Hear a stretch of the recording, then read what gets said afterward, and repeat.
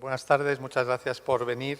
Tenemos hoy a Ignasi Duarte, que va a conversar con Ray Loriga, y nada más que agradecer a los dos en nombre de la biblioteca que hayan aceptado nuestra invitación. Y bueno, vamos a apagar las luces y todo empezará.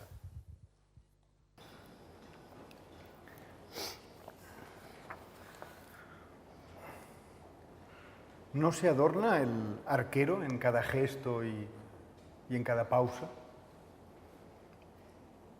El arquero se adorna, como cualquier oficiante, ¿no? Cualquier oficio lleva su postura y su compostura y su adorno, y hasta tal punto que a veces sustituye la propia intención, ¿no? A veces la postura manda por encima de cualquier otra intención. ¿Cuánto tensar el arco? Depende de la distancia.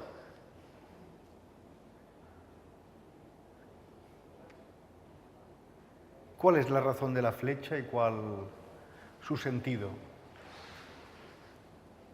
La flecha tiene, en principio, un objetivo, siempre claro, que es duplicar su distancia a cada rato, para irla reduciendo.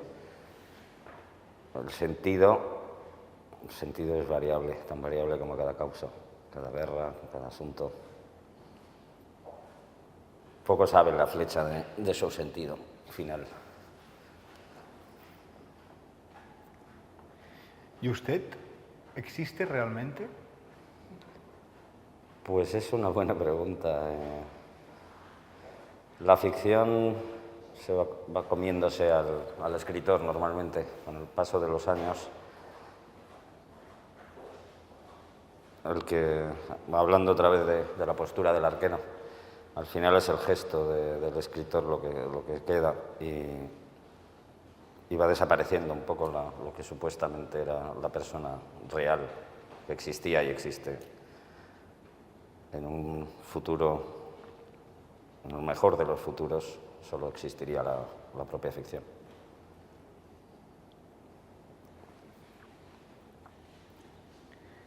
¿Puede saberse con quién estoy hablando? Nombre y apellidos. Con Ray Loriga, que es mi nombre de escritor y por ende mi nombre. ¿Es usted un espía? Hay mucho de espía en la escritura, porque se aprovecha todo, ¿no? Somos un poco los escritores en general, por muy diferentes que seamos de estilos, de géneros, de motivos. Somos un poco hienas, somos un poco carroñeros y somos un poco espías. Siempre estamos utilizando de los demás lo que nos es útil y probablemente ignorando el resto.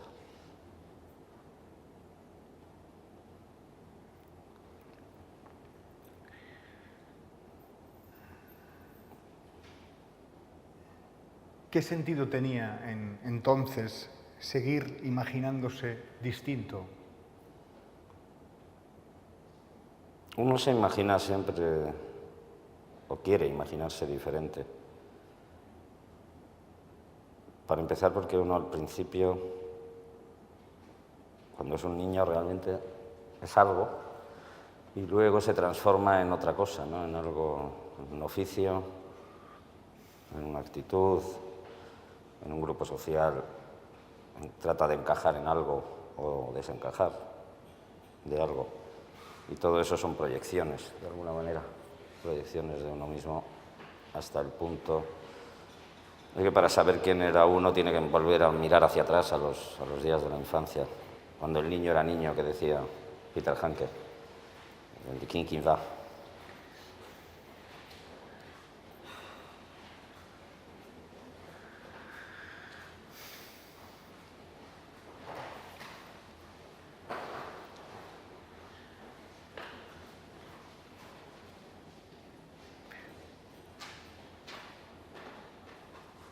Para ¿Para quién fingir? En realidad para uno mismo, en general. Pienso que la verdadera impostura es la que ocupa hasta sus últimas consecuencias el lugar de lo supuestamente original que había en su lugar, ¿no? La impostura solo es perfecta cuando se consuma como el engaño total, es decir, que uno no finge una cara, sino que ya es esa cara fingida. ¿No ha tenido nunca la sensación de que alguien le observaba por la espalda? Pues a menudo, pero como dice el viejo refrán, no es paranoia si de verdad te persiguen.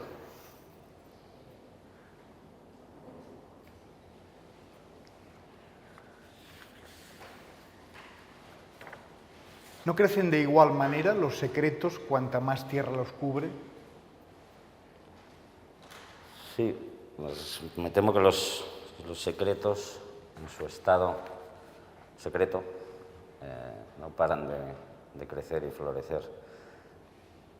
Se mueren a la intemperie, claro, porque dejan de serlo. Pero mientras se mantienen bajo tierra, no paran de engordar y de ser cada vez más peligrosos, más poderosos.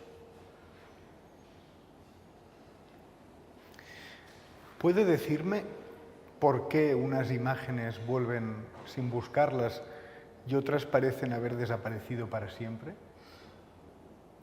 Memoria selectiva, memoria eufórica, cuando uno elige recordar y se va obligando a olvidar lo que cree que no importa.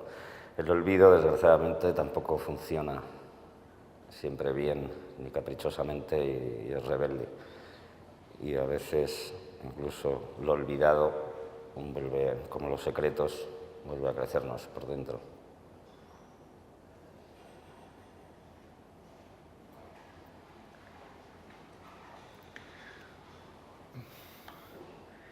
¿Está usted solo? Supongo que tan solo como cualquiera. A menudo voluntariamente. Principalmente porque mi trabajo, que es mi vida, es trabajo de uno solo. No hay otra manera de hacerlo.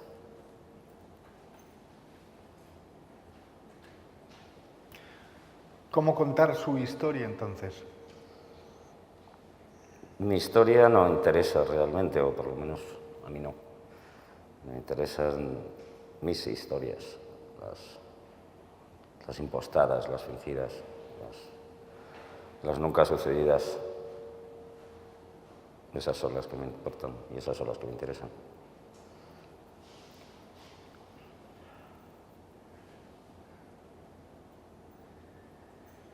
¿Qué derechos acumula alguien sobre su propia vida? Pues me temo que no muchos. El oficio de vivir se produce por constante rozamiento con las otras vidas, como las piedras del río.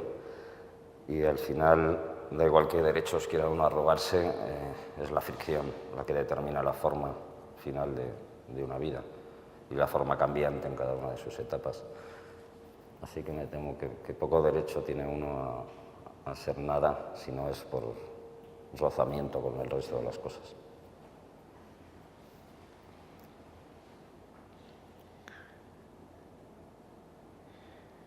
¿Qué es lo que ha olvidado? Si pudiese recordarlo no estaría olvidado, con lo cual citarlo sería absurdo. ¿Recuerda algo de lo que ha visto?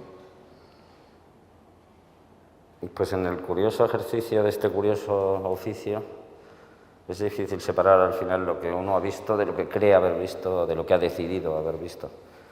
Con lo cual, aquello de los recuerdos inventados se produce constantemente en este trabajo. Uno es un notario poco fiable de su propia existencia, teniendo en cuenta que casi todo porque uno quiere recordar de una manera u otra, si no lo ha inventado del todo, si lo ha transformado.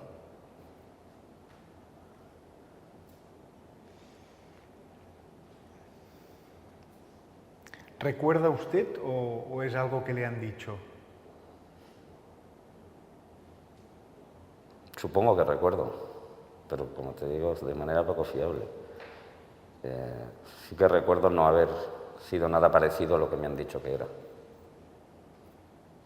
Una sensación que me persigue desde niño, que cuando alguien hablaba de mí o de una circunstancia en la que supuestamente había estado, o una actitud que supuestamente había tenido, no me reconozco en absoluto.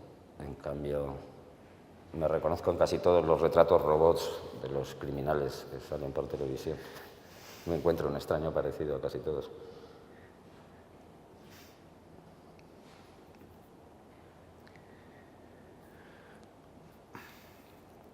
Siempre dentro. Siempre dentro. ¿Es una afirmación o una pregunta? Lo tomaré como una pregunta. Una vez más, en este mundo de ficción no hay un dentro claro ni un fuera claro. Ni hay luz ni hay sombra, y es todo matizable y todo tiene un gris, poco negro, poco blanco, poco dentro, poco fuera. Todo parece voluble o por lo menos posible de modular o de cambiar o de alterar.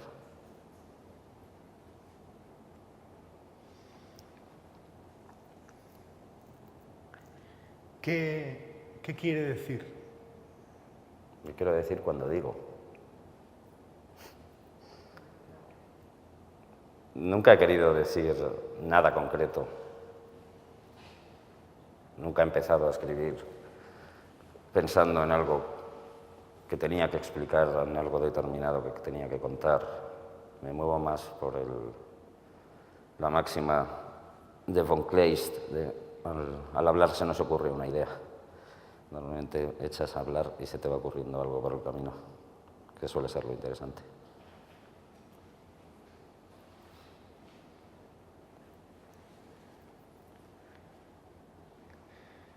¿Qué es lo primero que mira en una mujer?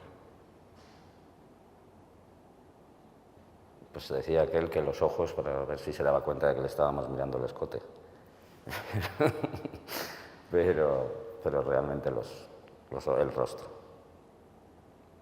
El rostro.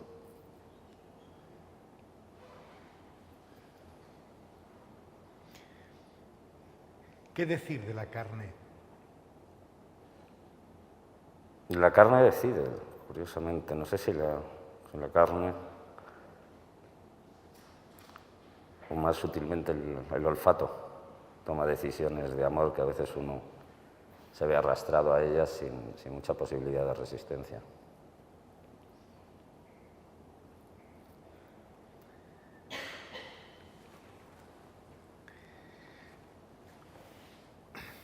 ¿Qué compromiso ineludible reclamaban tus besos?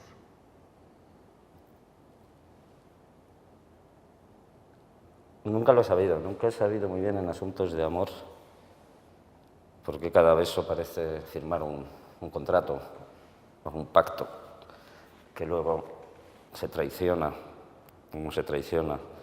De hecho, la palabra traición utilizada en el amor siempre me ha sorprendido, porque nunca he tenido muy claro qué se sella realmente, qué pacto se sella con los besos.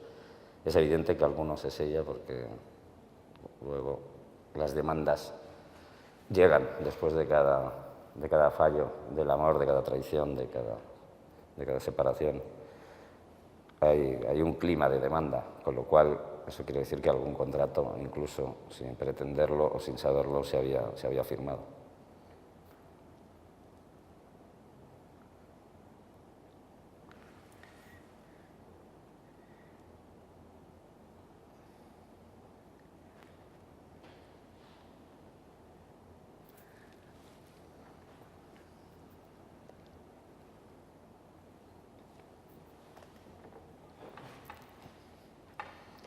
¿Se encuentra usted bien?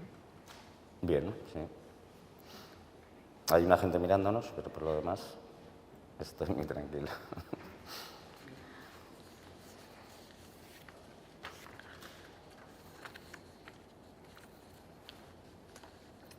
¿Liado con el morir y el morirse y el estar triste y tristísimo? A menudo. Triste y tristísimo. Sí. Morir y morirse menos. No es algo que me quite el sueño. La muerte propia. La muerte como asunto a mi alrededor, sí. Como a todos, supongo.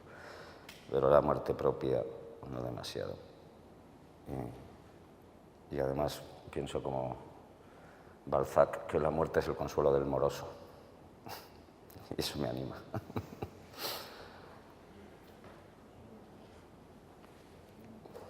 ¿Por qué no hablar de amor todo el tiempo y de nada más? ¿Por qué no hablar de amor todo el tiempo? Pues sí, pues sería una buena cosa. Pero hablar en serio de amor. De amor. Y no de demandas. Y no de cuitas. Y no de traiciones y venganzas correspondientes. Sino hablar de amor libremente. Y hablar de amor generosamente. Y hablar de amor con la curiosidad y también el miedo suficiente.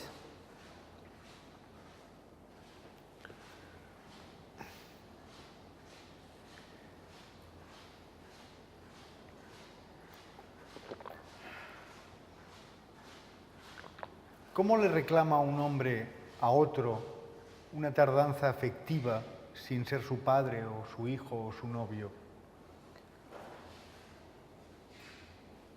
Pues esa pregunta me la he hecho yo. Por eso está ahí. No lo sé, me he dado cuenta que las relaciones de amistad a veces acaban pareciéndose sospechosamente a las relaciones amorosas, entendiendo por relaciones amorosas aquellas que conllevan un intercambio de fluidos. A veces las relaciones de amistad acaban siendo tan severas o tan exigentes como las relaciones amorosas.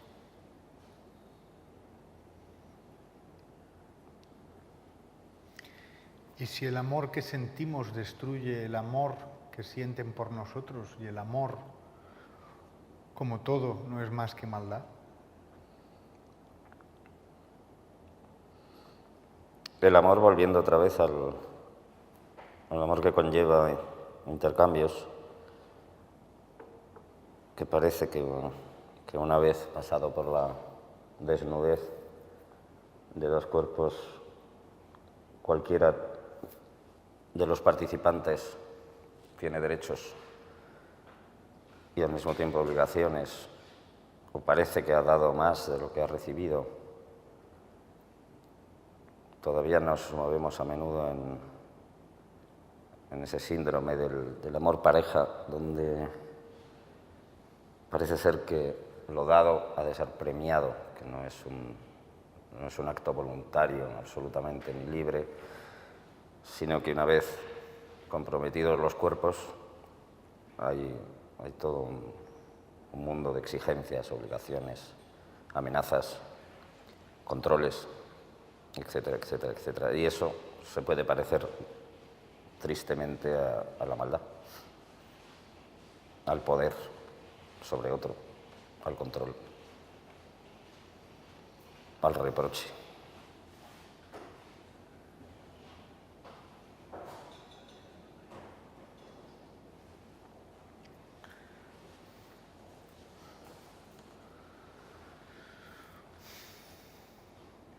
¿Quieres, perdón, ¿quieres algo?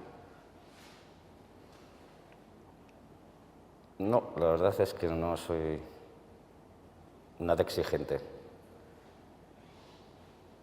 Normalmente no quiero nada más allá de que me dejen lo más tranquilo posible. Ese sería mi sueño. Y para que te dejen tranquilo tienes que pedir poco, para no obligarte otra vez a la cadena de las compensaciones.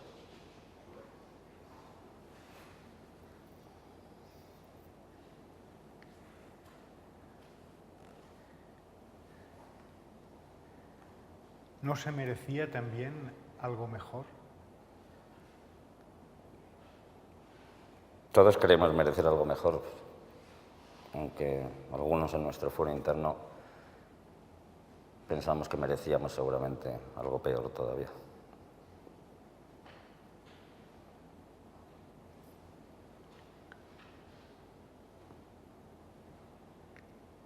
¿Qué fue de la casa?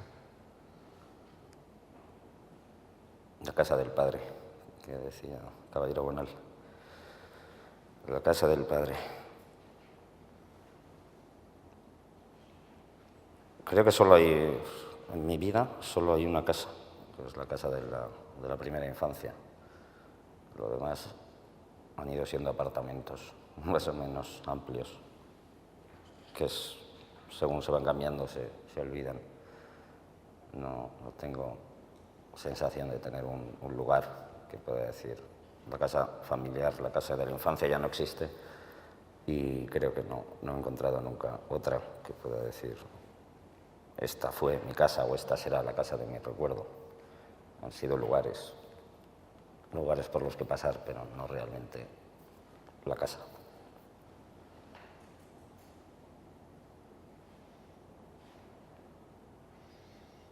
¿A dónde ir entonces? A otro lugar, cada vez. Si puede ser lejos, mejor.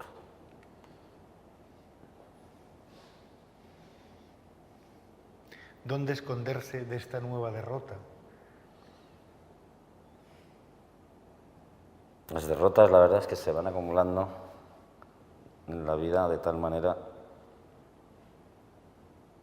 que ya ni te escondes, ya las aceptas, convives con ellas, y es más, hasta simpatizas con la derrota, porque llega un momento que cuando algo, lo que sea, por la carambola más extraña del universo te sale bien, sea lo que sea, por lo menos en mi caso me crea un estado de confusión y ansiedad. Sin embargo, la derrota, ya te acostumbras a ella, te acomodas.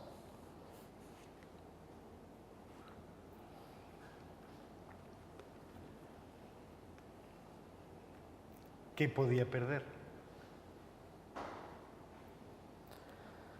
Realmente nada.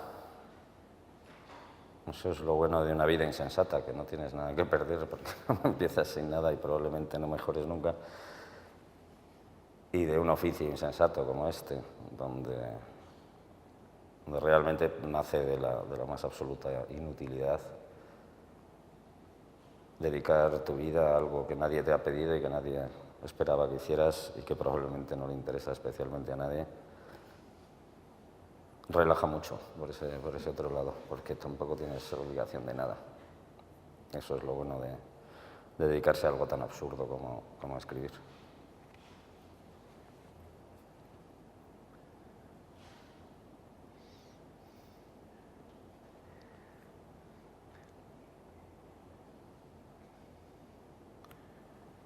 ¿Cómo ser esa gente? Porque es el ejercicio de lo cotidiano, ¿no? La última y más grande impostura, fingirnos similares a los otros, hasta confundirnos con ellos, hasta mezclar sin llamar la atención, hasta igualarnos al grupo.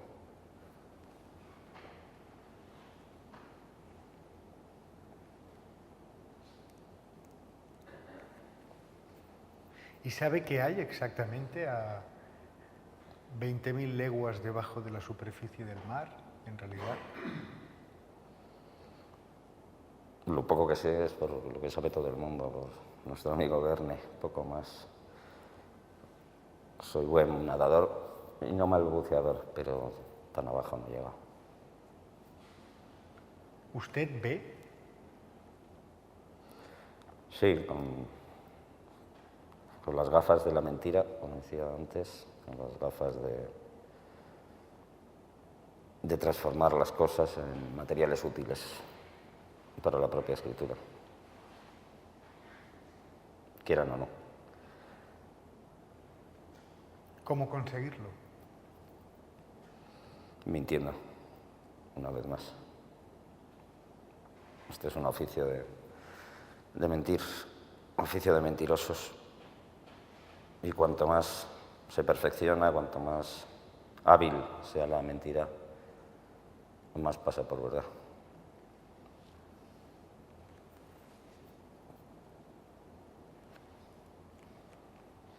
¿Cómo incluir a los demás y sus exactas proporciones en la escritura?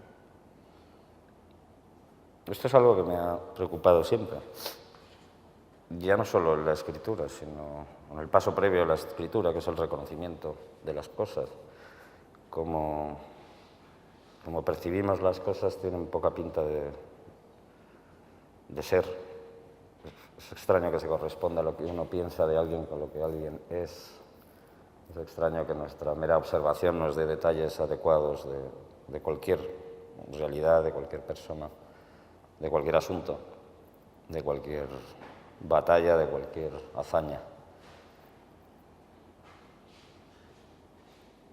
Volviendo a la pregunta de antes, ver realmente es complicado. Si uno asume desde el principio en la escritura que no va a tomar ninguna foto exacta de la realidad, sino que va a malinterpretarla desde el principio y se dedica precisamente a eso, a una interpretación, se le pierde un poco el miedo y también se pierde la responsabilidad, si es que existiera, de ser fehaciente o fidedigno, asumiendo que toda escritura es una malversación de lo sucedido, de lo vivido, de lo escuchado, de lo sentido.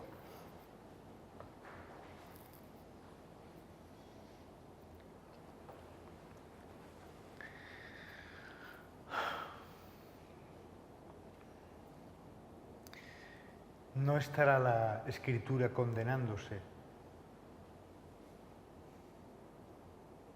La escritura, como te decía, es su propia condena desde el inicio. Todo lo escrito está condenado a ser ficción, por lo tanto, aparentemente insustancial, poco de fiar y desde luego nada exacto. Pero esa es toda la gracia y todo el asunto de la escritura. Para los datos exactos tenemos la ciencia. Para la medida de lo inventado está la escritura. Pero ¿y si la ficción se convierte en el espejo de un zapato? Ficción no creo que pueda llegar a ser nunca un espejo exacto. Y también habría que dudar de la propia imagen en el espejo. Cualquier imagen reflejada ya no es sino una especie de fantasma desplazado del alma de la cosa en sí misma. Ese zapato reflejado es al mismo tiempo un artificio, es un zapato de mentira.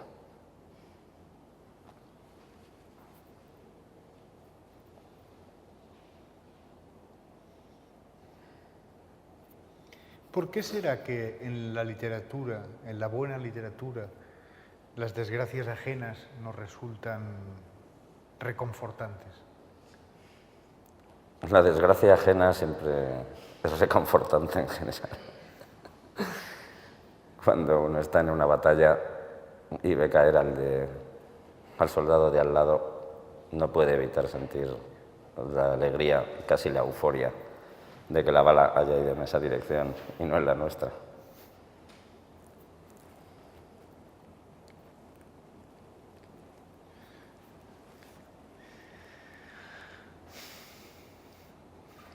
¿Sabes cuál es tu problema? ¿Te has parado a pensarlo?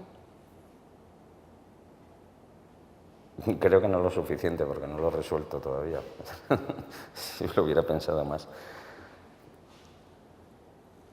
Muchos problemas, supongo, muchos. Pero Si te digo la verdad, solo me afectan aquellos que afectan a la escritura. En ese sentido, yo soy prescindible. Lo que me interesa es si alguno de esos problemas supone un sabotaje para la escritura, y esos también los tengo. Los problemas de escritor son los que me quitan más el sueño.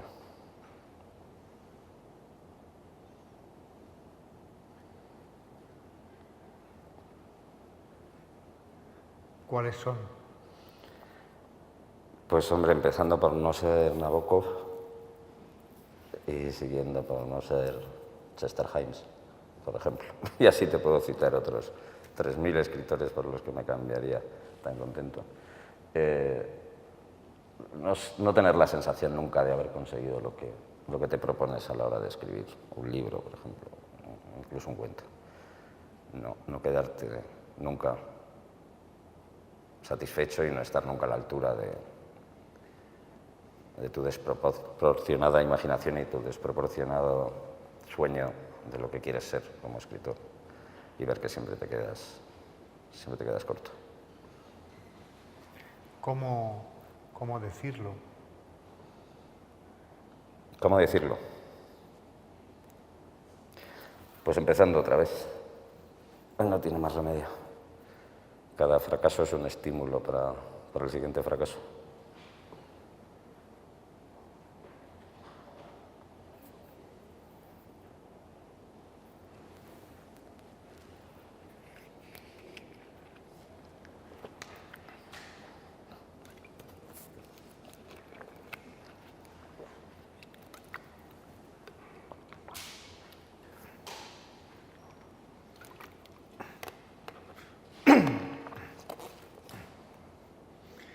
¿Qué habrá sido de aquella chica de Hong Kong que vivía en una tienda rodeada de cubos y bandejas y cestas y palanganas de plástico de todos los colores?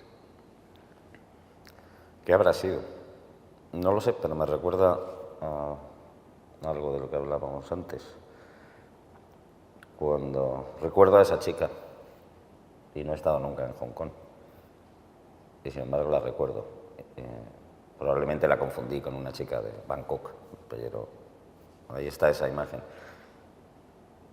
Lo bueno de escribir es eso, que al final, y lo malo, que al final no sabes muy bien si es que has visto lo que dices haber visto, o es que te lo has inventado y luego lo has seguido viendo. Una vez más, recuerdos inventados.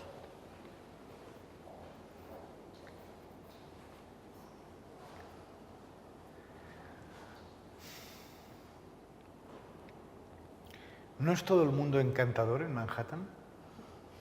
No todo el mundo.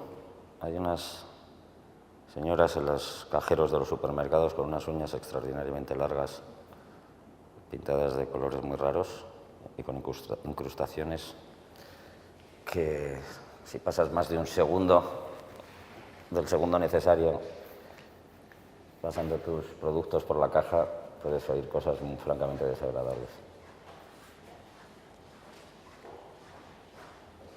La gente se volvió muy encantadora en Manhattan, curiosamente. La gente tiene fama de ser bastante antipática en Manhattan, cosa que también nos pasa en Madrid.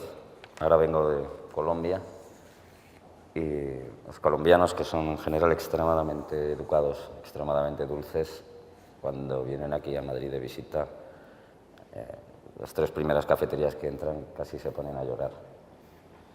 Porque ni buenos días, ni me regala usted un café. Tienen esa costumbre también de decir, ¿me regalaría usted un café? Y siempre escuchan, señora, aquí no regalamos nada, váyase. Aquí todo se cobra. Y así, hasta que se acostumbran. Y en Manhattan son bastante así. Son gente que ladra mucho y luego te acostumbras tú a ladrar de vuelta hasta que eso se convierte en una especie de comunicación. Solo vi a la gente simpática en Manhattan y era espeluznantemente aterrador el día después de la caída de las Torres Gemelas, donde todo el mundo se abrazaba con la mirada y había una especie de comunión de almas, por la desgracia vivida, y era muy raro, porque parecía, te dabas cuenta hasta qué punto ese acto había cambiado la naturaleza entera de la ciudad durante unos días. Dejé de preocuparme cuando la gente volvió enseguida a ser antipática otra vez. ¿Cuántos regalos has hecho? Pues soy muy malo regalando. Regalo fatal. Me pongo muy nervioso. Solo puedo regalar cuando no se espera un regalo, cuando veo algo concreto que una persona en concreto sé que le podría interesar o le podría gustar o andaba buscando. Pero imaginar en fechas señaladas que regalar me produce un estado de ansiedad, escalofríos, empiezo a sudar, me pongo nervioso. Suelo caminar hasta la caja y cuando me mira el vendedor o vendedora lo dejo y me voy corriendo y ya no vuelvo. Es regalo fatal, la verdad. Cosa que todas las mujeres que han tenido la mala fortuna de convivir conmigo me recuerdan a menudo.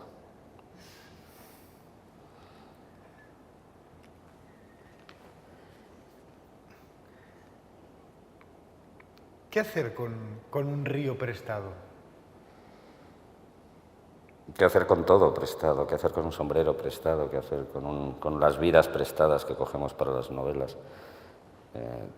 En el fondo todo, como decía antes, todo lo que utilizamos en la escritura es prestado cuando no directamente es robado y además sin pedir permiso, lo cual para el escritor siempre hay un territorio de conflicto cuando alguna gente se cree descubierta o piensa que se ha descubierto en algún personaje o en algún asunto o en alguna narración y se sienten violados de su identidad o de una anécdota. Pocas veces felices de serlo y normalmente enfadados. Por eso los escritores a veces tenemos que hacer piruetas para engañar, ¿no? y que le pase a un elefante lo que en realidad le había pasado a tu madre y que a tu madre le pase lo que le pasaba a un dibujo animado que viste por televisión. Tienes que ir cambiando las historias de los personajes para que nadie se ofenda. ¿A qué agarrarse?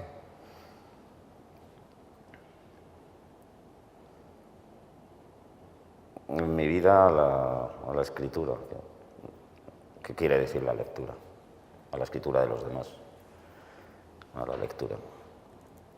Y a la amistad, que con los años acaba siendo casi lo más importante.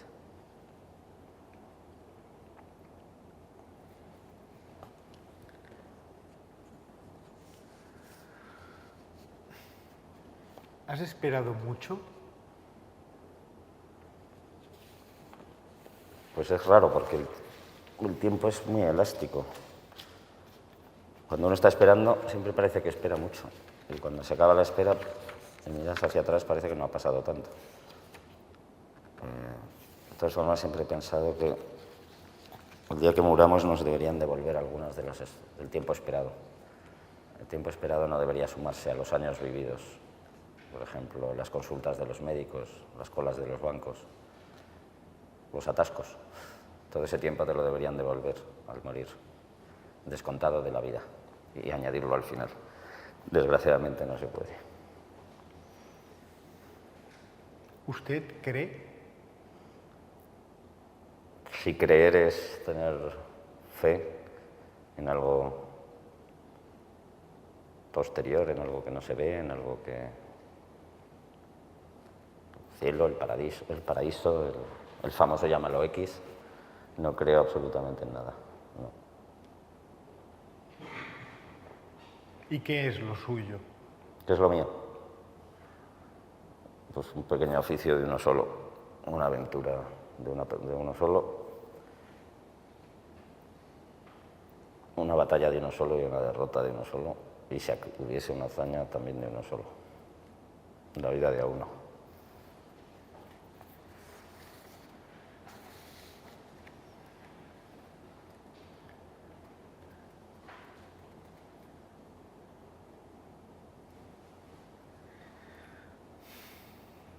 ¿Puede imaginarse algo peor? Siempre puede imaginarse algo peor. Desgraciadamente, lo peor nos supera cada día. Cada día hay algo peor. Que siempre es lo mismo, pero cada día nos vuelve a sorprender. Siempre te pilla desprevenido.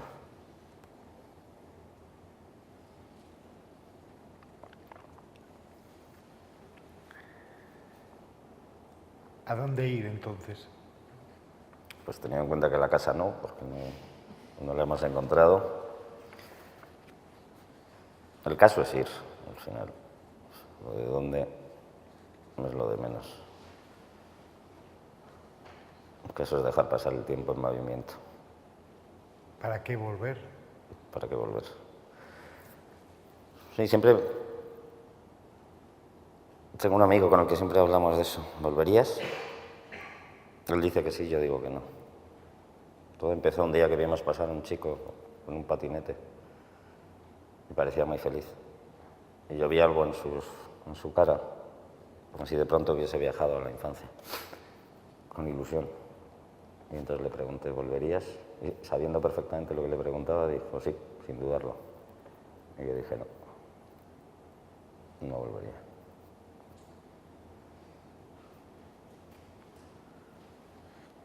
¿Por qué?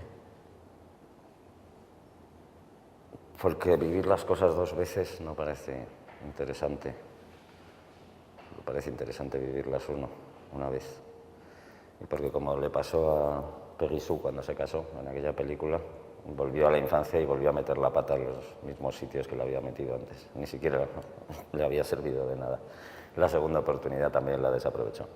Eso es lo que me temo que sucedería.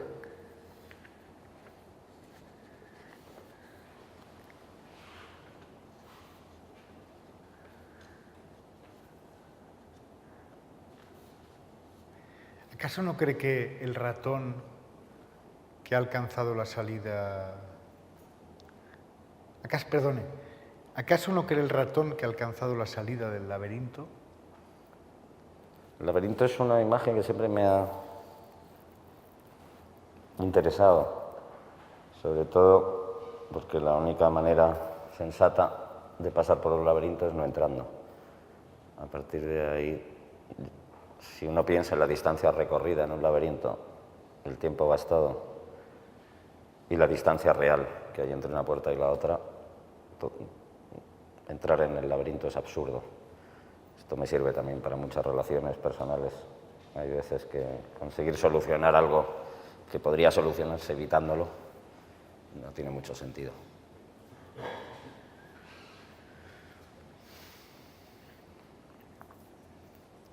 ¿Qué bien puede hacernos este tono exageradamente dramático? Esto es algo que me pregunto a menudo. Sobre todo, creo que por ahí iba, cuando hablaba de eso, en las relaciones amorosas, ese tono de opereta siciliana que a menudo le damos a nuestras relaciones, ¿no? Que parece que estamos hablando de asuntos de vida y muerte. Y siempre, a mitad de cualquier tipo de discusión amorosa, me parece todo tan ridículamente exagerado. Se utilizan términos como militares, como si estuvieses en una guerra. Me has matado y me has roto y me has robado mi tiempo, me has robado mi juventud y esas cosas que acabamos diciendo en las relaciones mientras tiramos platos por la cocina. Y todo, si das un pasito atrás, se vuelve tan ridículo, tan inútil.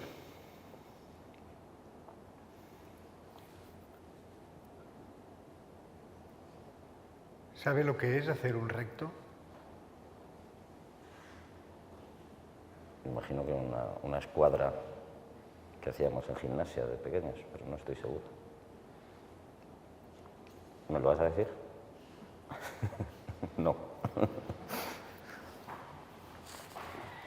¿Por qué está usted tan triste? No estoy triste. De hecho, soy bastante risueño. Lo cual no considero ninguna virtud ni nada positivo, pero lo soy. ¿Por qué de pronto y sin más desaparece el miedo? Desaparece el miedo. No lo sé. Esto es algo que me preocupa desde niño. El miedo como constante zumbido y que en algunos momentos puntuales desaparece. Quizá sustituido por alguna otra sensación. No creo que suela ser la confianza, es simplemente como si ese ruido se apagase de pronto. pero luego vuelve a aparecer. No sé la vida de los demás, pero siempre he vivido con miedo, pero no sé muy bien a qué. Nunca he tenido muy claro a qué, pero con una sensación de temor, una especie de alerta encendida. Dicen los neurólogos que sin miedo estaríamos todos muertos. Es la parte que nos salva de casi todo. Así que lo tenemos metido muy dentro.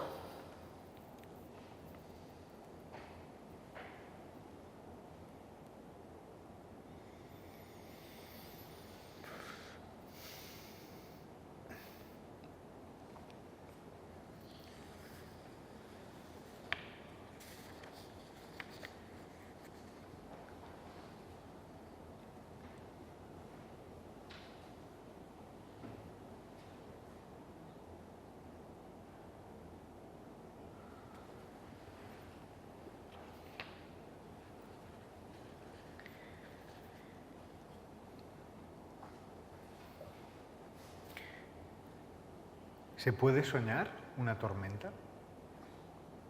Se puede soñar casi todo. Lo que pasa es que nunca es muy exacto. La tormenta al segundo sería seguramente otra cosa. Pero claro, todo se sueña, de hecho. Lo único que los sueños no se parecen nada a los sueños cuando los recordamos, porque les vamos dando otro orden. Y los vamos limando y perfeccionando en nuestra cabeza rápidamente para que parezcan tener cierta estructura que no tienen, cierta lógica que no tienen, incluidas las tormentas.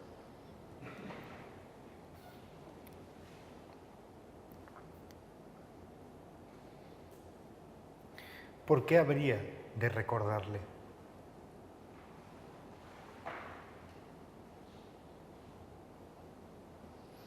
¿Por qué?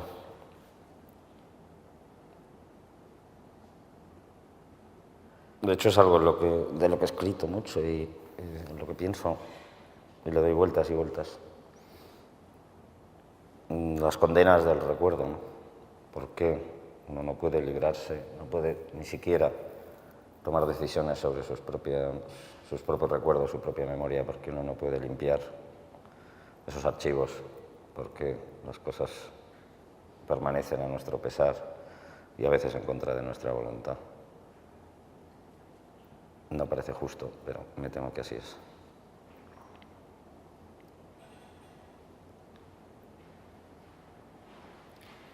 ¿Cómo valorar los últimos momentos en la vida de un hombre que aún no sabe que va a morir? Bueno, es algo... ¿Cómo valorar en general la vida de un hombre? He tenido el sueño de que una vida debería ser como lo que leemos al final en los obituarios, ¿no? Es 3 puntos álgidos. Si uno subió al Everest, es el que subió al Everest. Pero no debería incluir ese retrato el que bajó del Everest, sino que debería quedarse uno arriba para siempre. Si uno escribió alguna vez un libro que a alguien pudo gustarle o que alcanzó cierto mérito, esa debería ser la única referencia. Deberíamos vivir por picos de mérito y olvidarnos de todo lo demás.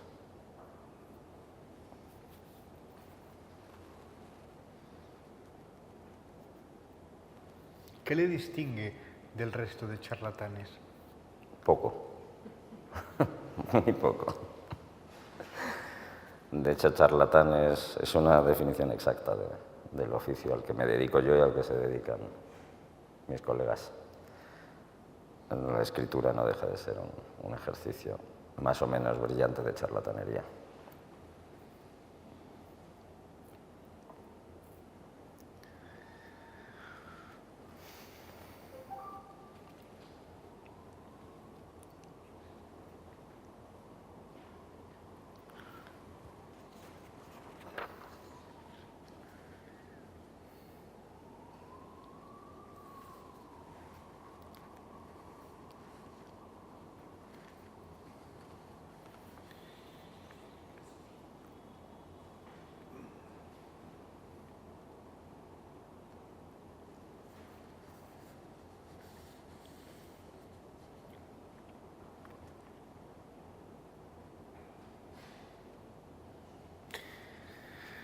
¿Está usted seguro de que todo esto tiene algún valor? No, sinceramente no. Supongo que tiene algún sentido, ya que es, y todo lo que es debe tener algún sentido, no sé cuál, pero algún sentido debe tener. Valor no lo sé.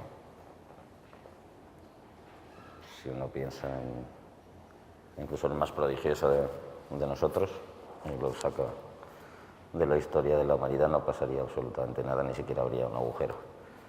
Con lo cual, valor es difícil encontrarle a nada.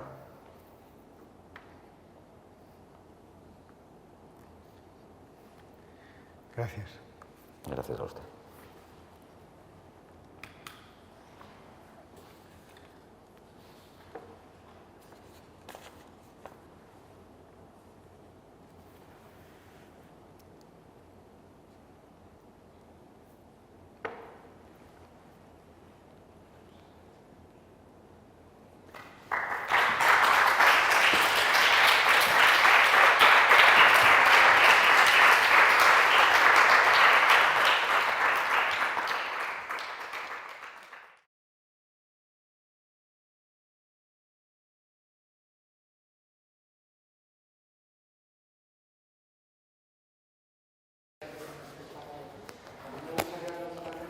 Por la relación con tus editores y en concreto con el primero de ellos, que fue Constantino Bértolo, que bueno, ¿Quién, que perdona? no fue Constantino Bértolo en debate. Sí. El primer editor. Sí, que bueno, que un poco cambiaste de editor y en medio de una novela y bueno, un poco lo que recuerda, yo creo que ese delito ya prescrito de aquella relación, porque es verdad que es un editor muy... Tengo muy buena relación con todos mis editores, especialmente con Constantino Bértolo. Y también con Enrique Murillo, que fue el siguiente editor que tuve, y con los dos mantengo una amistad muy profunda y de muchos años.